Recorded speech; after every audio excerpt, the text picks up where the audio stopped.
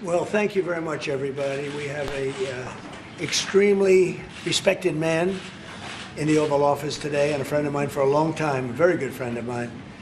And I'm very proud of the job he's done. What he's done is incredible in terms of human rights and everything else. And he's the Crown Prince, the future king, and I just want to pay my greatest respect to your father, the king, who is an amazing man. I met him early on. He greeted me at the airport at an age that was pretty high up there, and it was about 117 degrees, and he was standing on the red carpet as I came out of the plane. And he's amazing. And when I met his brilliant son, it was at the Oval Office. Shortly thereafter, you came in representing the country, and I called the father. I said, "This guy is fantastic." And I don't know if that helped you or hurt you, but obviously it couldn't have hurt too much, because here you are, right?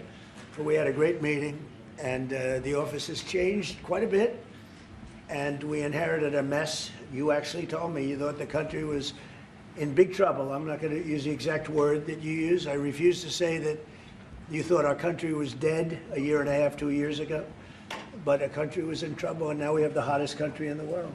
You said that also. And we do. We have the United States is right now the hottest country in the world. And between the tariffs and the election, November 5th election, we've done things that nobody can believe.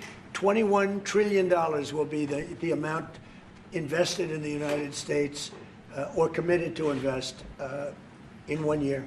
So I'm here 9 months. We're up to almost $18 trillion. Biden, as an example, the Biden administration, if you call it that, it's not to me, it was the Biden lack of administration. They were less than $1 trillion for 4 years. We're going to be $21 trillion for 1 year. I think that's hard to believe. The biggest in history was a certain country, $3 trillion. We're going to be $21 trillion. On top of that, prices are coming down. We inherited a mess with high prices. The worst inflation in the history of our country. We had inflation that was a single 4 years, the worst inflation in the history of the United States.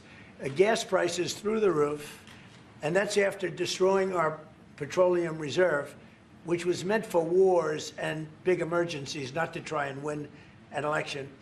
They opened up the reserve so that people get $3 less in gasoline, and it didn't work. They got about 3 cents less, because as big as those reserves are, they're peanuts when you're talking about that kind of traffic.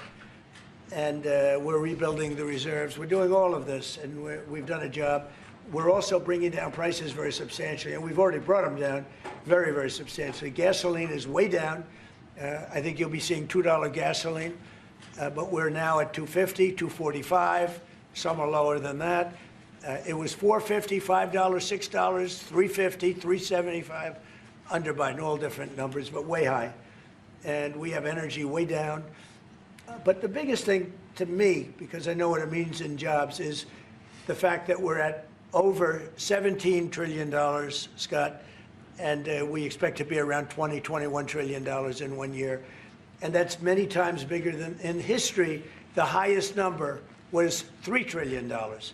And we're going to be at $21 trillion. That means new plants, new AI, new auto plants. We have auto plants coming in from Canada, from Mexico, from Germany, from Japan.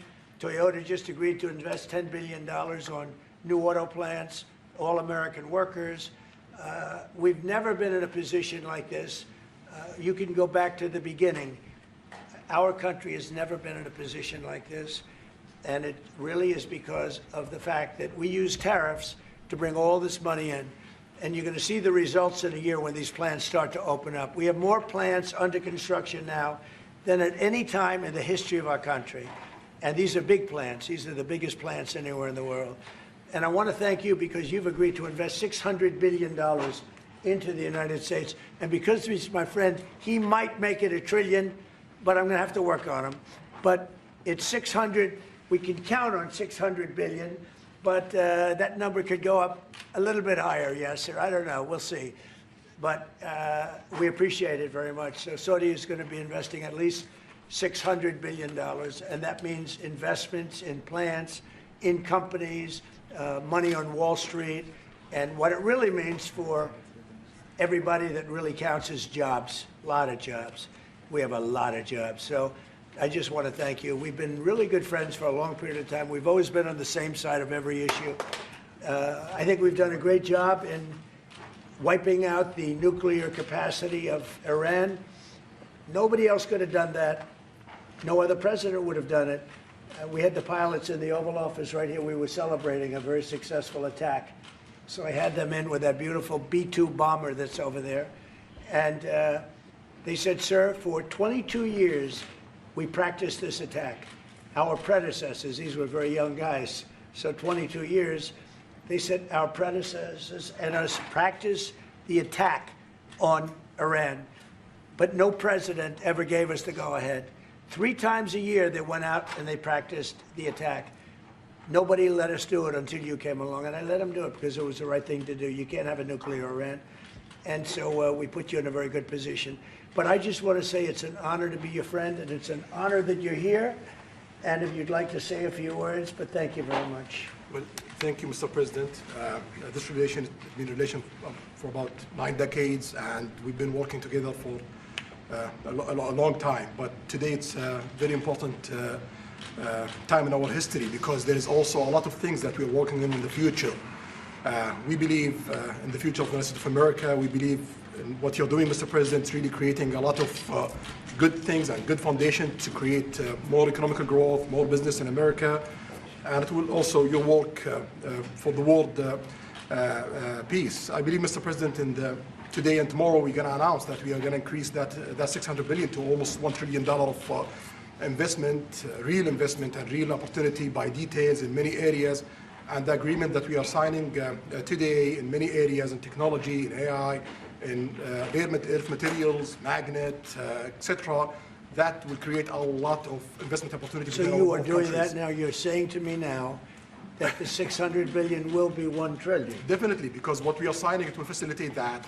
And I like that very much. Go ahead.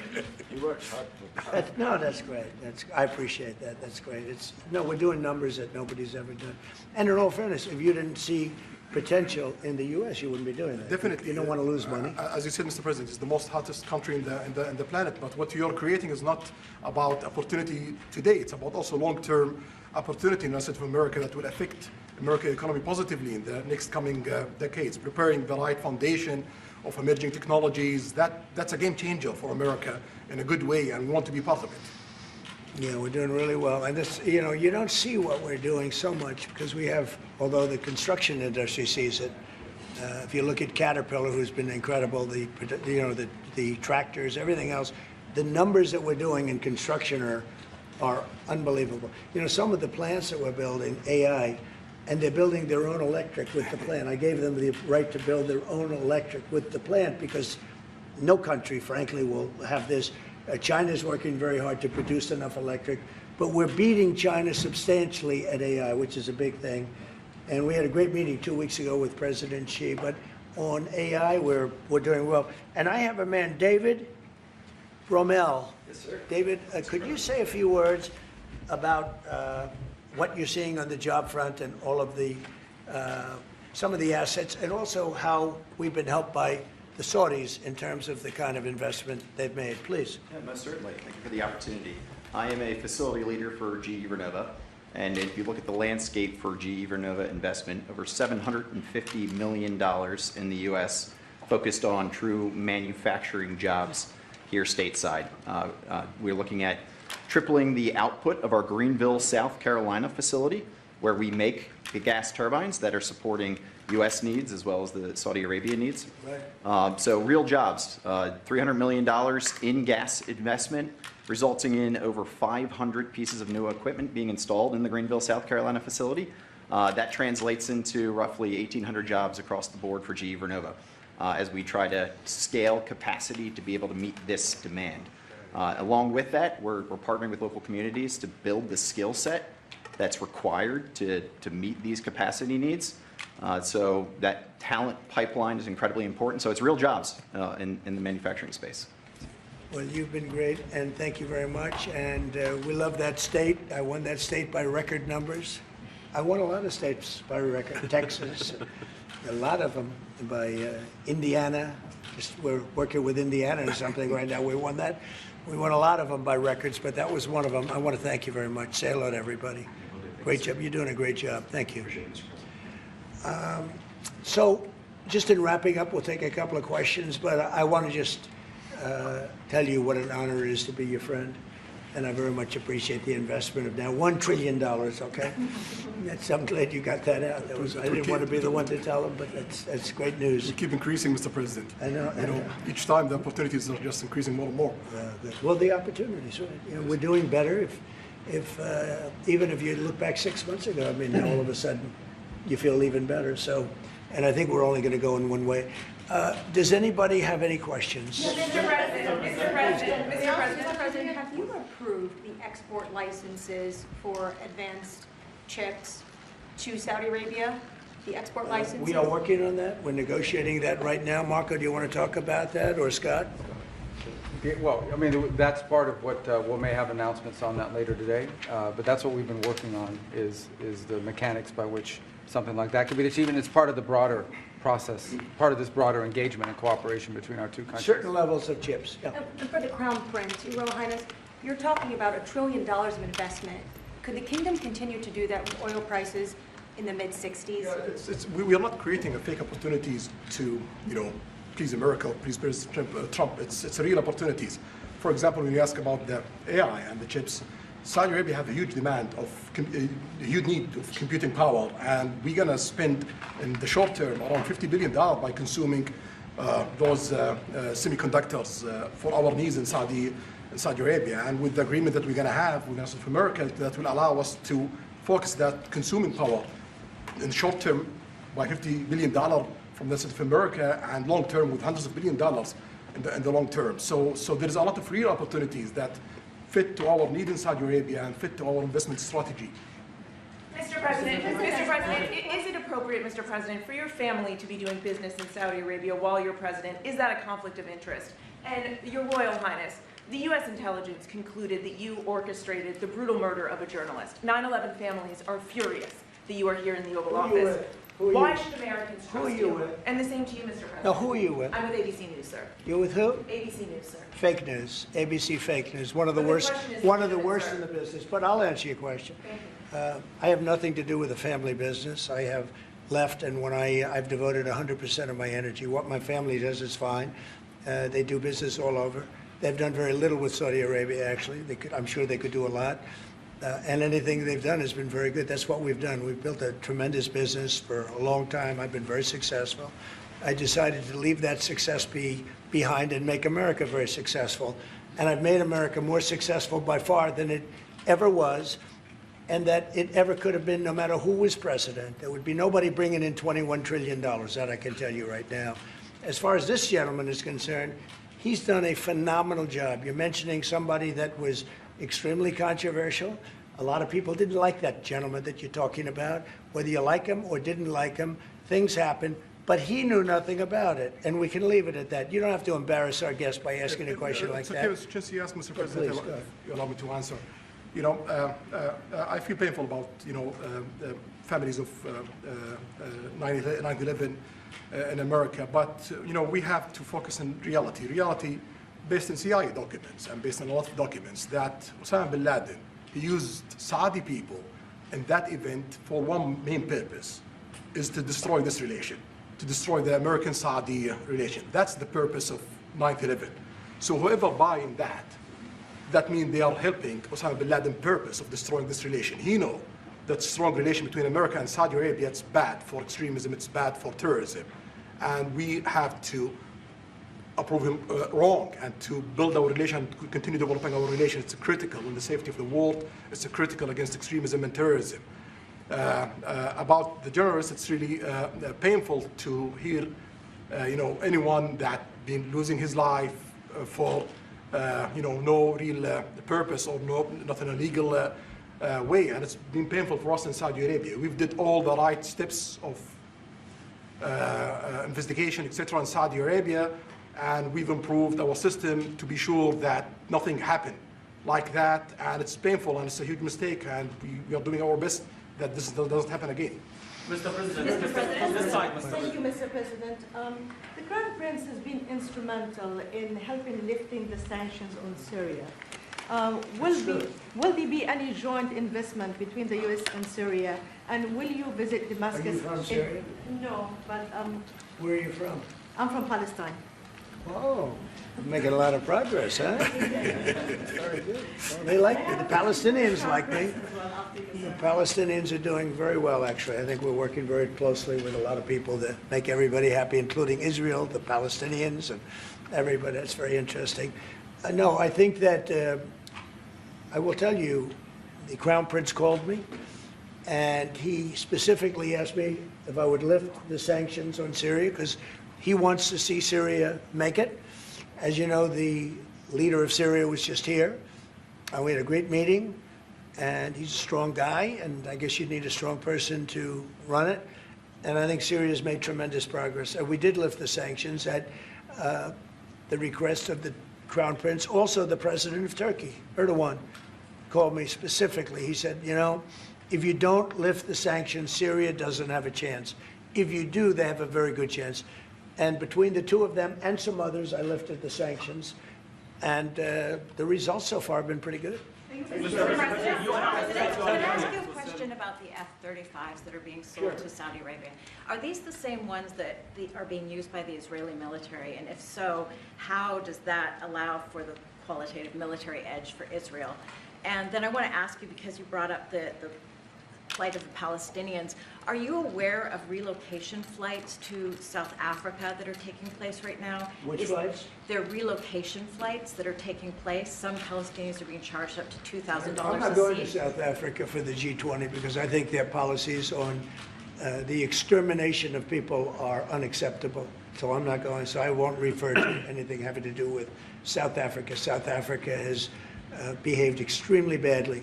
But I will say that when you look at the F-35 and you're asking me, is it the same? I think it's going to be pretty similar, yeah. You know, How will that this affect- is a great ally, and Israel's a great ally. And I know they'd like you to get planes of reduced caliber. I don't think that makes you too happy. They've been a great ally. Israel's been a great ally. And we're looking at that exactly right now. But as far as I'm concerned, I think they are both at a level where they should get top of the line. Yes, please. Can I just quickly ask for the Crown Prince, if I could just ask about reached an the agreement direct on a talks defense- between U.S. It's all right. and Steve, 1 second. Go ahead. Have you reached an agreement on a U.S.-Saudi defense treaty today? And are you going to bring up the Abraham Accords in your discussion? I already brought them up. What did you say? I think I got a positive response. Would you like to respond? Yeah, so I'll put you on the spot. yeah, so definitely we believe having a good relation with all Middle Eastern countries, it's a good thing, and we want to be part of the Ibrahim Accord, but we want also to be sure that we secure a clear path of two-state solution. And today we have a healthy discussion with Mr. President that we're going to work on that to be sure that we can prepare the right situation as soon as possible to have that happen. I think we're, you know, I don't want to use the word commitment, but we've had a very good talk on the Abraham Accords. We talked about one state, two state. You know, we talked about a lot of things in a short period of time. We'll be discussing it further, too. But I think you have a very good feeling toward the Abraham Accords. Yes, definitely, Mr. President. We want peace for the Israelis. We want peace for the Palestinians. We want them to coexist peacefully in the region, and we will do our best to reach that day. And the defense agreement, have you reached agreement on that? We pretty much have. Mr. Quick President, question for the Crown Prince, if I could just finish. We have reached agreement on that. Okay. I wanted to ask you about the direct talks between the United States and Iran. Have you been fully briefed on that, and are you concerned at all about how this might impact Saudi security interests? Well, we are close ally. We'll be working closely together on that issue, and we will do our best to help to reach a deal between the United States of America and Iran. And we believe it's good for Iran's future to have a good deal that will satisfy the region and the world and the United States of America. So we will do our best to see that day happen. And by the way, Iran does want to make a deal. I can say I think they very badly want to make a deal. I am totally open to it, and we're talking to them, and we start a process. But it would be a nice thing to have a deal with Iran, and we could have done it before the war, but that didn't work out. And something will happen there, I think. But they would very much like, I mean, they may say something else, but they would very much like to have a deal. Mr. President, you announced Yeah. that you are going to sell 35 F-35 Say jets. it. You said you are planning to sell the F-35 jets to Saudi Arabia. Yeah. Is it part of the security agreement? And how you assess the defense partnership between Saudi Arabia and the United States? And the question for His Well, Royal no, I just Highness, said it, though. I mean, we're gonna sell them F-35s. That's the end of the question, I is guess. it part of the security agreement or no? No, we're gonna have a deal. They're gonna purchase F-35s. They're buying them from Lockheed, and it's a great plane. We make, by the way, the best military equipment. You saw that during the Iran little skirmish. We make the best planes, the best missiles. We make the best offensive missiles. We make the best military equipment in the world. Nice. For His Royal Highness, I would like to ask you about how you see the cooperation between the United States and Saudi Arabia in the advanced technological field, especially AI, and how it will support Saudi Arabia to serve its goal to achieve the vision of 2030. Well, I will try to answer that in short, but definitely there's a lot of interest in many industries between Saudi Arabia and America, and we are signing a lot of agreements in different areas that will really add value to American economy, but also to add value to us in Saudi Arabia. And AI, it's critical for us because one of the long-term problems that we could have is lack of workforce. As you've seen in the past few years, some of them have reached 30% of the global immigration to Saudi Arabia. So we know that to assure the Saudi Arabia GDP growing with the lack of workforce that we have, we need to use a lot of computing power to replace job in the long term. So that's huge demand in Saudi Arabia, and we want to link it to American private sectors and getting the supply from America. So there's a lot of opportunities in that area. And we're also involved in AI in Saudi Arabia. So we're working, and we're leading by a lot on AI. Actually a lot. China would be in second place, but we're leading by a lot. And I have to say this, and our relationship with China has been very good. And as far as buying our farm products, they're pretty much on schedule, Scott. I'd like you to call them, say if they could speed it up, it would be good. Okay, but they're pretty much on schedule. President Saudi Arabia, please. If I may, I have a question for both the Crown Prince go and ahead. Prince. Who are you? Where are you from? Faisal Abbas from Arab News, Saudi Arabia, Your Excellency. It should be a friendly question. Your Royal Highness, just picking up on something you've just mentioned about how some people try to destroy the relationship between Saudi Arabia and the United States. Perhaps, since the launch of the vision, we've been used to having the bigger picture and that everything fits into the bigger picture. Might you want to elaborate a little bit about where is the relationship, the bilateral relationship, the strategic partnership between Saudi Arabia and the United States heading, and what's the big picture there? Well, I don't think it's a relation that we can replace it from the Saudi side or the American side. It's a critical relationship for our political attempt, for our economical attempt, for our security, for our military, for many things. And it has been there for nine decades. And the opportunities that we have today, it's huge. And it seems that it's going to get deeper in the next few decades. And what we are having today and tomorrow with President Trump, it's really a huge new chapter in this relation that will add value to both of us. You know, when you think about it, I'm just sitting here. You're with the future king, a man who's respected by everybody, a man that doesn't have to be doing this, really. I don't have to be doing it either. And yet we're sitting here taking questions, we didn't say, oh, you can't talk about this. And there's never been transparency like this, even in his country, but there's never been, in our country, that's been acknowledged. But we didn't put restrictions, and I'm saying it's sort of wonderful to be taking questions from all over the world. Everybody's here. This is just a small group representative of tremendous numbers of media that are outside, that are very jealous that these people were so selected. But they're representing a lot of people that are outside. I think it's terrific that we can be sitting here being this open, and, I think it's really a wonderful thing. If you don't mind, I have a personal question for you. Okay, here we go. So apart from everything you mentioned in your opening remarks, you forgot to mention that you've de-escalated 7 wars since you started.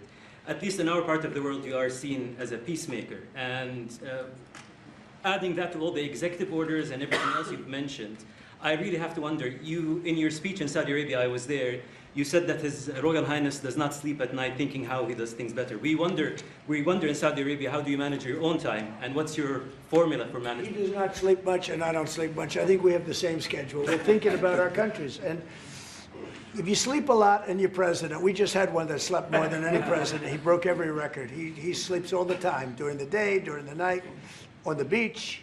The only guy could fall asleep on the beach with the press watching. No, he's not a sleeper. I'm not a sleeper. We don't. We talk at night. We can talk. I can call him almost any time. He goes, "Hi, how you doing?" It's like the craziest times. But no, when you love your job, when you love your country, and when you're in a position like we are, future king, highly respected, crown prince, and in my case, president, you're thinking about your country. You're thinking about making America great again. We're thinking about keeping Saudi Arabia strong and vital and in a pretty tough part of the world, tricky part, right? Tricky part, a lot of tricky people. But he thinks about his country and I think about my country. I don't want to sleep. President Trump, do you expect a formal civil nuclear deal to be reached soon? Can you talk to us about that aspect With of who? with Saudi Arabia? I can see that happening. Yeah. Do you think that an agreement will happen today? It's not urgent. You know, it's always when you have civil nuclear, but you have more oil than almost anybody else. We actually have more oil and gas than they do, but I refuse to say that. And on We the- have more than we have more than anybody. Can you imagine? And on the F-35s, are those sales, Israel had reportedly wanted those sales to be conditioned on Saudi Arabia moving to normalized relations. Israel will be happy. Israel is going to That be a happy. condition of the F-35? Israel's aware, and they're going to be very happy. Okay? Yeah, please. Hello. Hi, hello. My name is Amal Hazani from Sharq Al-Awsat newspaper, from Riyadh, of course. I have a question for the Crown Prince and for you, Mr. President. Crown Prince of Saudi Arabia, how much you expected from developing the cooperation with the United States in the field of new energy, AI, supply chain? How much you expected from that? No limit. We just continue pushing forward. There's no limit. So we just push forward for all the opportunities that we have. Okay, Mr. President. This is, you have to understand, this is really a great ally. Just the fact that they're now doing, I came in here at 6, I did not know that. I was pushing for the 1 trillion, but he didn't tell me that. Now he told me. This is a great ally of ours. You know, when you invest $1 trillion, that's national security for us too, because it creates jobs, it creates a lot of things. And I would say, Scott, right, when you hear one country is putting $1 trillion into the United States, that creates national security. And, you know, I think that they don't have to say that, but I think a big part of that is also the fact that tariffs are in play. But even beyond tariffs, that's a real ally that will do that. Creates a lot of power for the United States. Mr. President, we are also in Saudi Arabia very happy because this much of Saudi money is functioned here, and of course it's come back for us for benefits. So it's complementary interest. So this is the I think what's different the friends and ally do. Well, look, I love the country of Saudi Arabia. I know the people very well. The level of treatment that we go when we go to Saudi Arabia is something that is incredible. And the people like us, and I think they really like America, especially when I'm president. I mean, I don't think they liked America so much maybe for 4 years recently. I think Obama treated Saudi Arabia very, very badly, as you know. And I think Biden didn't have any idea where the hell he was. I don't think Biden knew the difference. How would you describe the future relationship with Saudi Arabia? I mean, from the strategic aspects, how would you describe I would say the relationship is with, I I would say top of the line. It's as good as it can. I don't think it can get much better. We have a country that trusts us, and that's why they make that investment. If they didn't trust us, they couldn't make that investment. And we trust them. They've been very reliable. Now I rebuilt our military in my first term. and we spent trillions of dollars, and we gave away some of it in Afghanistan stupidly because we had stupid people running our country. But we gave away, but that's, as much as it was, it's a tiny fraction of what we put here. And we're bringing our military to a new level, the highest level ever. Oh, we have those plants are going out. And again, it's all American jobs and everything, so it's good for a lot of reasons. But as far as Saudi is concerned, no, I don't think our relationship could be better. I don't think they had a great relationship under Biden, and I don't think they had a great relationship under Obama. But they have a great relationship under Trump. When we did the Presidential Walk of Fame, you saw that, right? And we're walking, and I asked the Crown Prince, so outside of Trump, because I blow everyone away, who was the best president for Saudi Arabia? And you could, maybe, it's an interesting answer, I don't know. Roosevelt, who started it, which is a Democrat, and Reagan, he's one of the historical presidents that have close ties with Saudi Arabia. But we've worked with all presidents. Does Trump blow them all away? No, it's another league, Mr. President.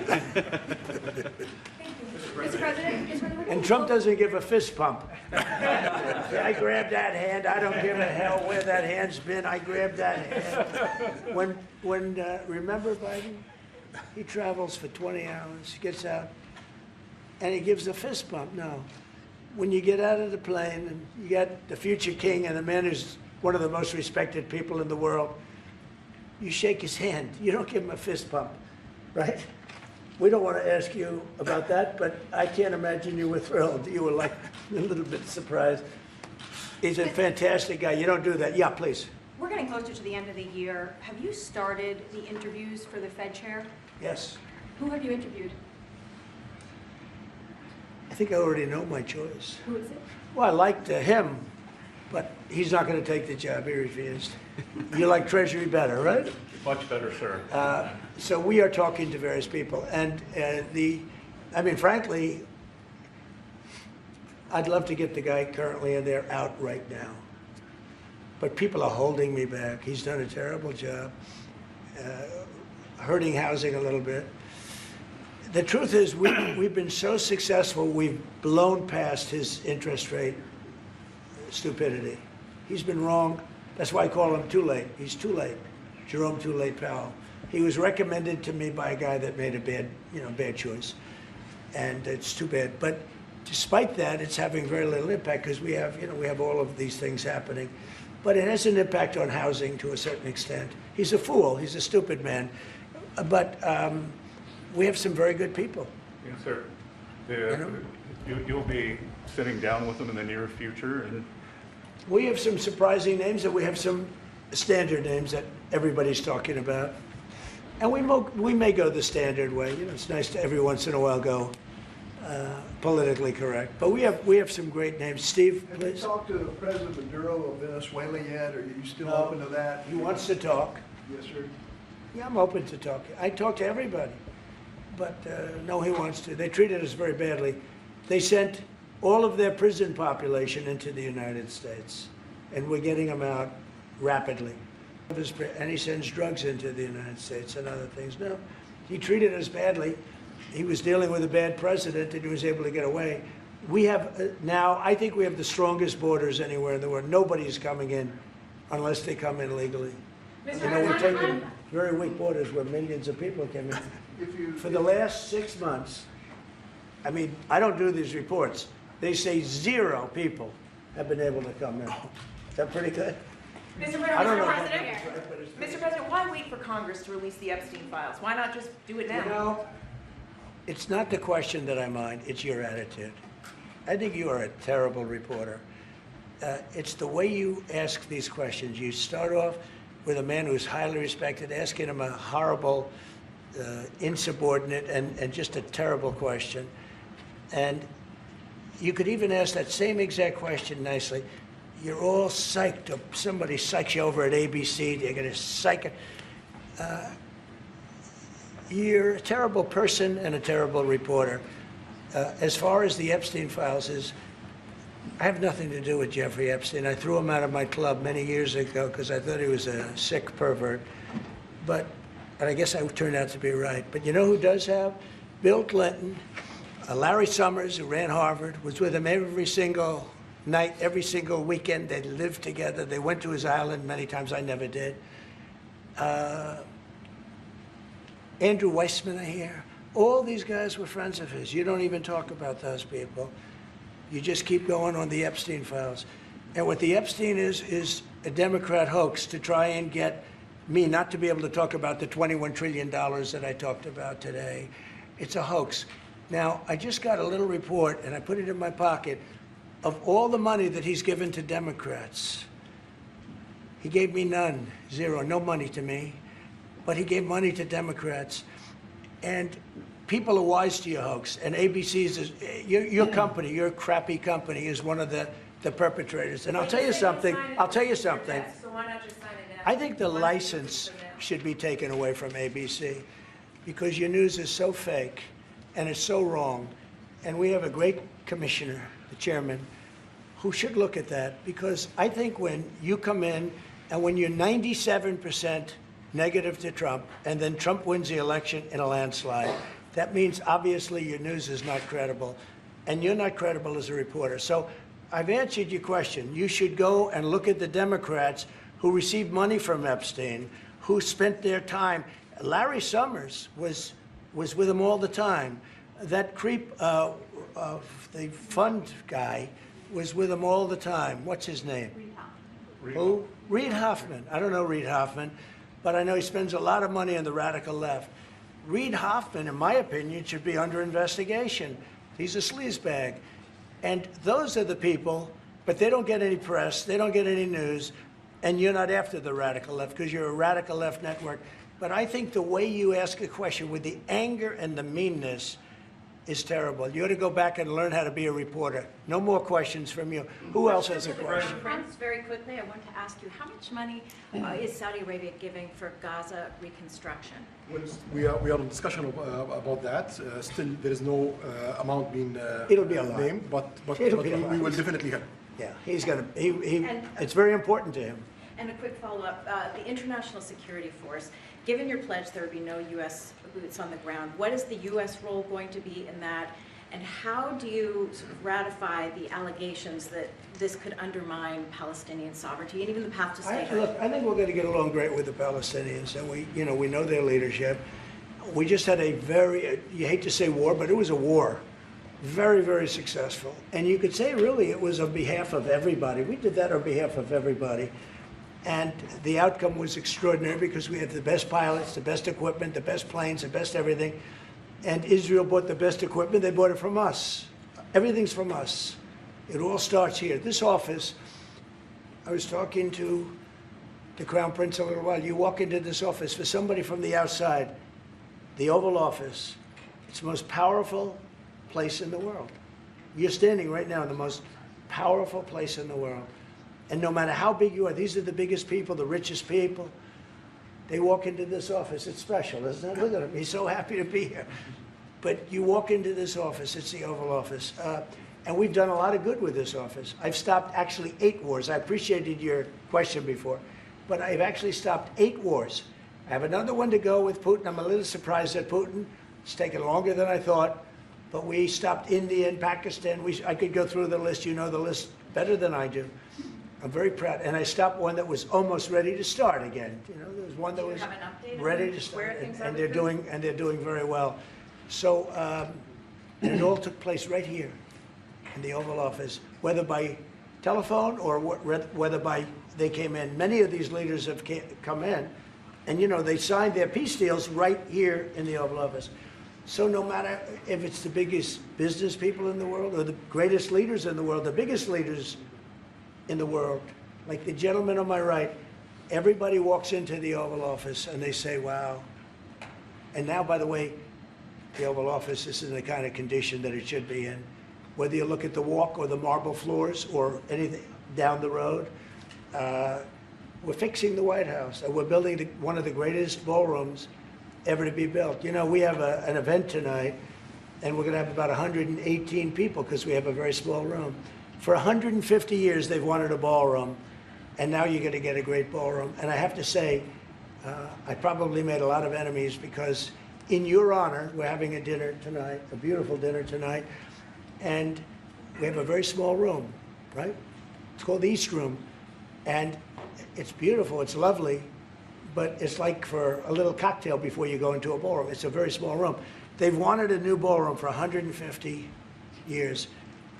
We could have sold the big ballroom out 3 times in honor of this gentleman. So I made a lot of enemies because I have a lot of people that are invited tonight or are unable to come because of the size constraint. But you know what we'll do before I leave office? We'll have another dinner because we'll have it ready long before I leave office, and it's going to be beautiful. It's a very popular thing what we're doing. And by the way, no government funds. It's all put up private money, all private money. And in the case, I think it's there's a restriction on foreigners. Otherwise, I could have asked you just for a check, okay? But there's a restriction. These are all private individuals that put up a lot of money to build the ballroom. Not one penny is being used from the federal government. So it's really a nice thing. But I look forward to it. I just pointed it out. If this would be a perfect night to have that ballroom open, Susie. If we had that open, we'd have a lot of people very happy. Right now, we have a lot of unhappy people because they all want to be with us tonight to honor this great man. Thank you all very much. Thank you. Thank you.